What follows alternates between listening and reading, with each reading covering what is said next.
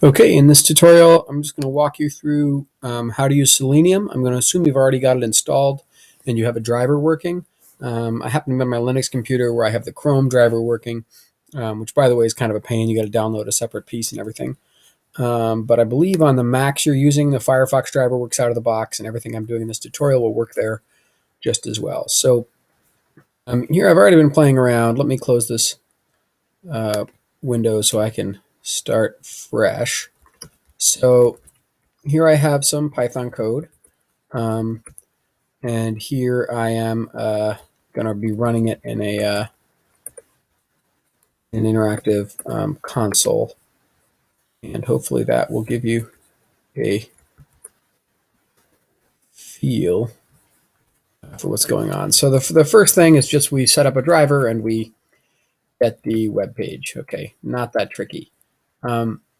Now let's imagine some simple tasks we might want to do. The first thing we might want to do is grab all the links on the page. Okay, if you want to grab all the links on the page, virtually any of the tools will work. I have the C variable, which is the C. I've got C set to be my Chrome. You might have it as, actually, I'll call it D. Let me change that around. D for driver. Um, that way we don't have to think about whether it's Firefox or whatnot. So there's find element by class name, by CSS selector, by ID, by link text, by name, by partial link text, by tag name, by XPath. Mostly we're going to focus on XPath today, although tag name could work. So for example, if I said find element by tag name and did this, I could say, oops, I forgot to do and sorry, for every find element there's a find elements and a find element. If you do the singular, it will just grab the first one. If you do all of them, it will give you all of them. So let's see how long this is. There's 393 links on this single news page. And each of those links, so I'll grab the first one to show you how they work. If we look at the objects, each is a Selenium remote object. We can do a little help on that object and see it has its own find elements. You can click it, you can clear the text if it were a text entry element. It also has some other useful attributes. Oops. Such as a tag name, a size, text. So for example, if I said size, it gives me the size. If it were if this case it's text, so it doesn't have it. Location tells me where its X and Y location is relative to the canvas. That's not going to be super useful to me, but more useful, the text. In this case, nothing. And the tag name. So that's a little weird. There was no text for that first link. That's extremely weird. Let's make sure that another one has text. Be more normal. Yeah, login. So there's a login link up there. And who knew they have a text list? Maybe it's a link on an image or something that had no text. All right. More typically, we're going to want to do something a little bit more sophisticated. So let's imagine, well, let's take a look at the structure of the document first of all. Inspect, and I'm actually going to break this out into a separate window to make it easier. So there we go.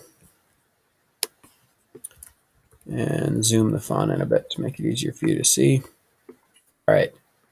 So in this case, I don't actually care about these other features of this debugger, although they're very handy. Basically, I can see, and these inspectors, when you hover over an element, it highlights the element of the web page you're looking at. So I can see most of the web page lives in this section. And then there's each of these different divs. Within the divs, I can see there's this giant container, which contains most of the articles. There's the main wrapper that wraps nearly everything. They call this thing the fire hose. And here's the list of articles, and each article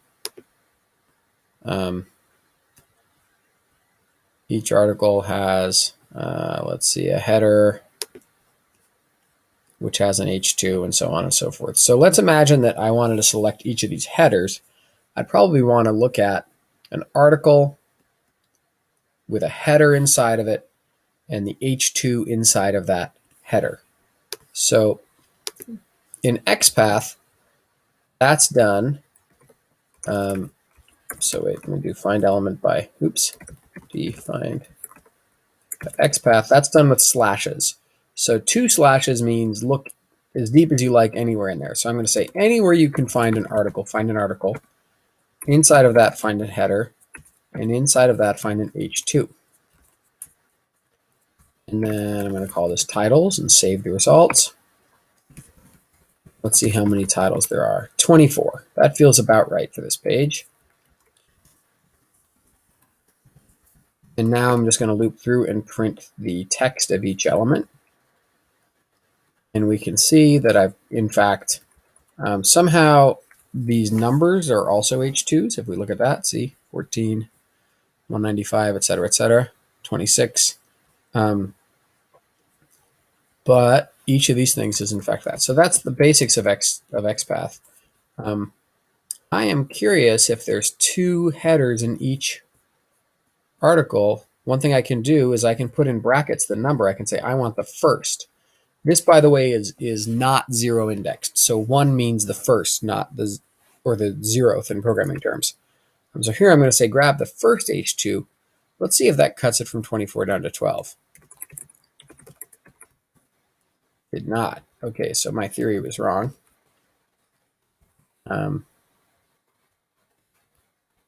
Title 0 text is that article. Oh, I see. The header has a new line inside of it. I just misunderstood what was going on, so no big deal. All right, and maybe if I want to get the link out, what I want to do then is say, get me the first link inside the header. Should still have 20. Ooh, I've got 47 now. That's interesting.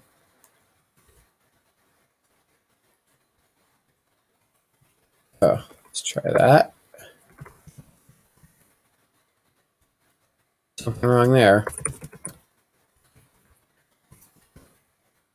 Okay, that didn't work. So I'd have to actually inspect the page to see what's going on here. We can inspect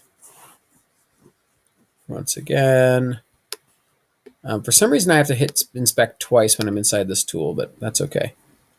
So here I can see, oh, there's actually a span with the story title in it, so that's even easier. I don't even have to, and then there's a comment bubble as its own span that has the number in it. So instead of selecting the H2, I should be selecting the story title span, and then I can go inside. So let me show you how I do that. So I'm going to go titles equals article header H2 span. Now in these brackets, in addition to numbers, I can select attributes, which I use the ampersand for, like think of A for, or the at sign, A for attribute. So the attribute class is equal to story title, and that goes in quotation marks. To find those ones, let's see if that gets me just the title text. Very nice. Now if I want to get the link that is on there, I could then select the A inside the span, and I could click one of them, and there we go. I just opened that up. So it makes it pretty straightforward to manipulate a web page. I can either get elements as a list or as individual elements. And